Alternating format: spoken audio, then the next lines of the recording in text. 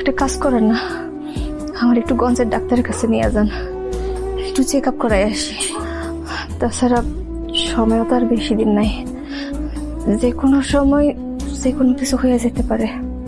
শরীরে একটু থেকে একটু কিছু হইলেই কেন ডাক্তারের কাছে যাইতে হবে? তোমার পেটে একটা বাচ্চা আসছে, এখন থেকে একটু শরীর খারাপ থাকবোই। আর তোমার না কয়দিন আগে এসে দাইমা দেখে গেল, দাইমা তো কইলই যে সবকিছু ঠিকঠাক আছে।